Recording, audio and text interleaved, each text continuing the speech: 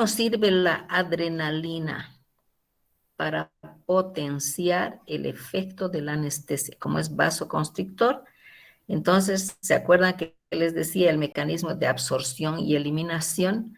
Entonces, ¿qué va a hacer la adrenalina? Va a producir una vasoconstricción y va a evitar que exista mucho sangrado. Pero si tiene el grupo éster, ¿qué va a producirse? Se va a producir el shock anafiláctico o la alergia. Y nosotros ahí estaríamos hablando de un shock anafiláctico que puede haber un paro cardíaco, un paro respiratorio o un paro cardiorrespiratorio. Y también me acuerdo haberles comentado de que nosotros en el consultorio deberíamos tener un tubo de oxígeno, lo primero. Entonces, el accidente que yo podría producir por un error de no haber hecho un documento correcto, es de preguntar a mi paciente y decir si es alérgico o no. Si me dice soy alérgico a la amoxicilina, veré que le voy a dar otro antibiótico que no sea alérgico a la amoxicilina. Pero no es así con la anestesia. Entonces, ustedes han llevado, estoy segurísima que han llevado en los cursos inferiores un paro cardiorrespiratorio. Entonces, ¿qué es lo que tenemos que hacer? Ojalá que nunca tengamos ese problema. ¿Qué tenemos que hacer? ¿Cómo vamos a tratar al paciente? Primero, inmediatamente del sillón se le baja al suelo, se mantienen las vías respiratorias y debemos tener en el consultorio, ¿qué cosa? Un antihistamínico, un corticoide y adrenalina. Esas 3 ampollas deben estar siempre en el consultorio. Ojalá que nunca se usen. Entonces, cuando existe este shock anafiláctico, lo que nosotros debemos colocar inmediatamente el antihistamínico, el corticoide, que es una hidrocortisona. ¿Para qué vamos a colocar el corticoide? Yo puedo colocar una dexametasona también. ¿Para qué voy a colocar el corticoide? Para evitar de que exista el edema de glotis. Porque con la alergia ese rato se va a cerrar toda la glotis y el paciente se muere por asfixia. Y puedo colocar la adrenalina para que la adrenalina, por su poder de contracción de vasoconstrictor, haga una contracción y empiece a bombear la sangre del corazón y llegue al cerebro. ¿Qué más debo hacer? Debo colocar lo que les decía al paciente en posición horizontal con la cabeza dirigida hacia atrás, manteniendo las vías respiratorias, como habíamos hablado, con la lipotimia. Pero en la lipotimia nosotros hacíamos que la cabeza esté más abajo y los pies más arriba. Aquí no. Inmediatamente producido este accidente, nosotros debemos hacer los masajes cardiorrespiratorios. Masaje cardíaco, masaje y también insuflaciones.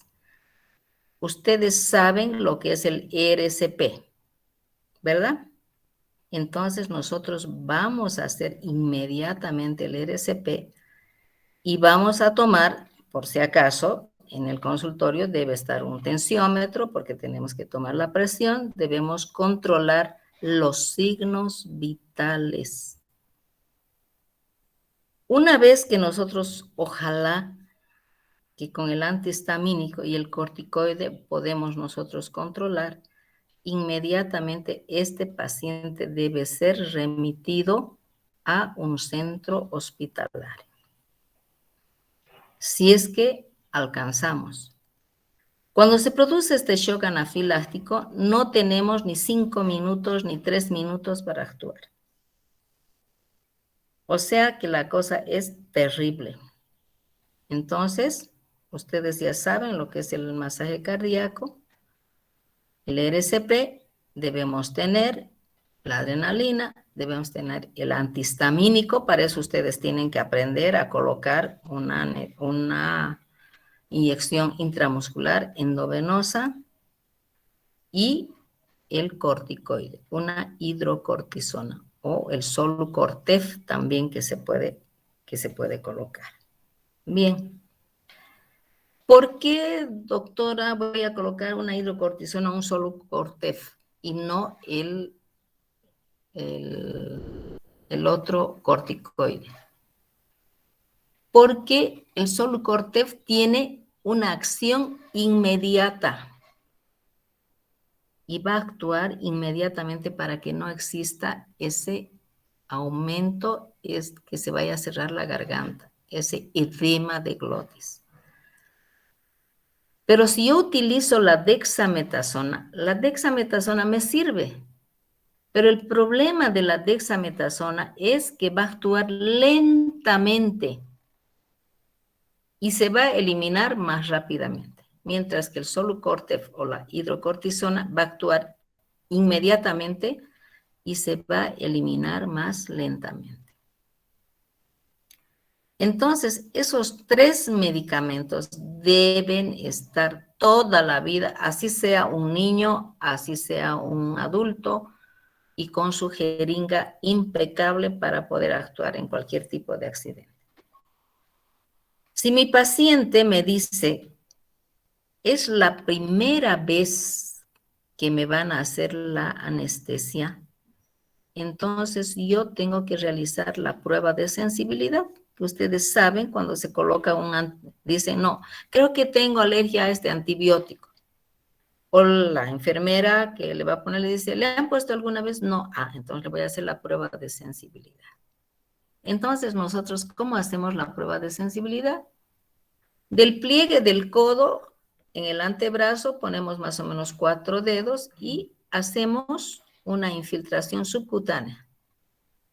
Y luego demarcamos de la punción medio centímetro, le pintamos con un bolígrafo, con un lapicerito, para ver si se hace un aumento de volumen, un enrojecimiento, etc. Se delimita. Y si hay un enrojecimiento, quiere decir que hay alergia. Cuidado con que estén cometiendo el error y decir, no, pero yo tengo estos medicamentos nomás. Ponle primero el antihistamínico, ponle el corticoide y vas a ver que no te va a pasar nada y todo funciona. No, señor, no se arriesguen. Si hay antecedentes de alergia, paren, consulten, consulten con su médico internista, con su médico de cabecera, o tendrían que hacer un procedimiento en un hospital. O tendrían que estar al lado con un intensivista o tendrían que estar al lado con un anestesiólogo con todo su equipo para que les pueda apoyar. Entonces, puede producirse el paro cardíaco y el paro respiratorio independientemente, o pueden ser las dos cosas, el paro cardiorrespiratorio. ¿Cómo me voy a dar cuenta? Me voy a dar cuenta, si es paro respiratorio, me voy a dar cuenta porque no va a funcionar, pues no está respirando el paciente, ¿no es cierto? No está respirando. Me tengo que fijar cómo están las pupilas. Si es paro cardíaco, voy a ver y va a ver pues, el paro cardíaco. El paciente se va a poner de un color azulado, las pupilas hidriáticas, y voy a saber que el paciente ya está, chao, está muerto. Entonces, yo tengo que saber muy bien si esa anestesia tiene ese grupo éster o no. Si no hay el grupo éster, con confianza, pero la historia clínica debe ser llenada automáticamente como debe ser, no inventarse. Bien, entonces, ¿qué pasa si yo tengo un paciente con un problema cardíaco? ¿Es un paciente hipertenso o es un paciente por ejemplo, una persona embarazada, que vamos a hablar después, y dice su médico ginecólogo, y dice, no, no, no, no, solamente una anestesia y sin vasoconstrictor. Hay anestesias que nosotros tenemos en la clínica, en el consultorio, todos deberíamos tener, que podemos tener pacientes cardíacos con problemas de presión arterial, lo más común. Y yo debo hacer una consulta previamente con su cardiólogo y decir, ¿sabe qué? Tengo que hacer esta exodoncia, tengo que tocar hueso, es un procedimiento largo o es un procedimiento aparentemente corto, pero yo debo utilizar un anestésico con vasoconstrictor o sin vasoconstrictor. El médico le va a decir, usted utilice un anestésico sin vasoconstrictor. ¿Qué quiere decir? Que esa anestesia no tiene adrenalina. Entonces nosotros colocamos con confianza, con todas las medidas de seguridad, lentamente, tomando los puntos que ya hemos visto para hacer la anestesia. Pero ¿qué pasa? Como no tiene vasoconstrictor, el paciente sangra mucho más y la anestesia es más fugaz. ¿Por qué? Porque no tiene la adrenalina, porque les decía que la adrenalina, ese vasoconstrictor va a potencializar la acción de la anestesia y por su efecto vasoconstrictor no vamos a tener tanto sangrado. Entonces, cuidado con que digan, no, no, no, a mí nunca me indicaron, yo sabía solamente que la anestesia, y como no me dio la G de comprar un anestésico sin vasoconstrictor, le pongo la anestesia con vasoconstrictor y ahí tengo el problema terrible. Entonces, lo que debo tomar en cuenta es que existe un anestésico con vasoconstrictor, que es la adrenalina, y sin vasoconstrictor, que no tiene. Entonces, existen, por ejemplo, en el mercado dice anestésico lidocaína sin vasoconstrictor o anestesia con noradrenalina. Entonces, nosotros tenemos que saber que si tiene adrenalina o no tiene adrenalina. Entonces, como ustedes ya saben de que debo actuar con un RCP, ustedes van a hacer un trabajo con RCP para niños, adultos, lo que es el masaje cardíaco, cuántas insuflaciones se hacen en niño, y me lo van a hacer con dibujito, etcétera. Y para el día lunes me van a presentar ese trabajo de cuánto debe estar la presión, cuánto debería haber de oxigenación, cómo debe estar el pulso y qué tipo de masajes voy a hacer y cómo debe estar mi paciente, si estoy arrodillado, no estoy arrodillado, estoy parado, cómo hago el masaje cardíaco, ¿sí? Junto con las insuflaciones. Entonces, sus compañeras van a entregar ustedes seguramente a las 5 de la tarde para estar a las 6 de la tarde. Eso sus compañeros les van a decir a tal hora voy a estar y ellos me hacen llegar a las 6 de la tarde o ya me pondré de acuerdo con ellas para que me hagan llegar en el lugar de donde está el trabajo. Entonces, quiero que esto nunca se olviden. Por favor, es importante la historia clínica y saber que un anestésico tiene un grupo éster y tiene un grupo amida. Si tiene el grupo éster, es el causante de la alergia. Entonces, nosotros, ¿qué vamos a hacer? Directamente, no utilizar ese anestésico. Tenemos que saber leer, tenemos que saber interpretar para no tener estos accidentes. Debe haber en el consultorio una hidrocortisona, un corticoide, un antihistamínico y la adrenalina. Eso es lo que me olvidé para decirles. ¿Tienen alguna consulta para pasar al otro tema? Doctorita, una Sí, pregunta. sí. ¿Y qué pasa con esos pacientes que tienen ese problema del asma? ¿Hay algunas complicaciones para ellos? Lo que nosotros deberíamos trabajar, a ver, es lo mismo que tengo que trabajar con paciente de asma, que vamos a Firmar. ver aquí dentro de las ¿Cuándo terminamos ya? indicaciones. Es para impuestos, para el banco. Por favor, ese micrófono,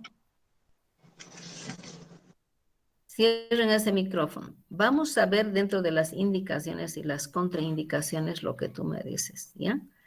Pero un poco para salir rápidamente de tu pregunta, nosotros debemos hacer una interconsulta con su médico tratante, lo mismo que tiene un paciente que, por ejemplo, tiene epilepsia o tiene un problema cardíaco, un problema, cualquier cosa. Entonces nosotros tenemos que hacer la interconsulta con un médico internista o con su médico y decir, señor doctor fulano tantos, se realizará un procedimiento de tal cosa, solicito la evaluación y su aprobación para utilizar estos medicamentos.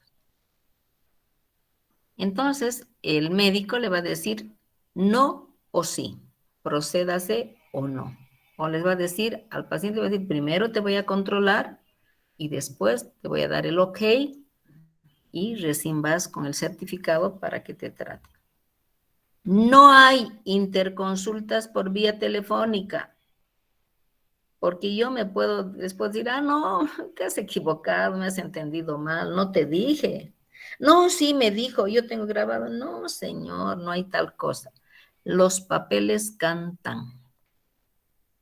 Toda documentación, todo informe debe ser escrito y bien documentado. Tiene que llevar que el médico a veces es irreverente, le mandan en un recetario, está bien, pero debe tener ahí su firma y su sello para evitar falsificaciones. Y ustedes dicen, doctor, me ha enviado esto, ¿es sí o no? Porque ¿qué hacen? Los pacientes son astutos y ellos se falsifican, ¿no es cierto? Y vienen con la receta de un traumatólogo y no es de un cardiólogo. Entonces decir, doctor, he recibido su informe, ¿puedo proceder? ¿Tiene alguna observación? O primero voy a esperar porque no, un momentito, yo no he enviado, yo no he visto ese paciente en mi vida, ¿no es cierto? Entonces nosotros siempre debemos desconfiar de un paciente. Entonces vamos a ver ahora lo que en la exodoncia, para complementar lo que tú me estás pidiendo, y qué cosas debemos hacer, cómo debemos hacer. ¿Ya? Entonces, yo te pido por favor, que probablemente no es satisfecho mucho tu pregunta, pero vamos a aclarar con el tema que a continuación sigue. ¿Ya? Entonces tenemos exodoncia. ¿Qué es exo? Fuera, doncio, diente. Entonces ahora nosotros, como ustedes ven, dicen exodoncia simple o bialveolar. Es lo mismo. Si yo digo voy a hacer una exodoncia simple, está muy bien. Si digo voy a hacer una exodoncia por vía alveolar, se está refiriendo a la exodoncia simple. Porque vamos a ver después por qué tienen estos nombres, porque después vamos a aprender lo que son las exodoncias quirúrgicas. Y les voy a decir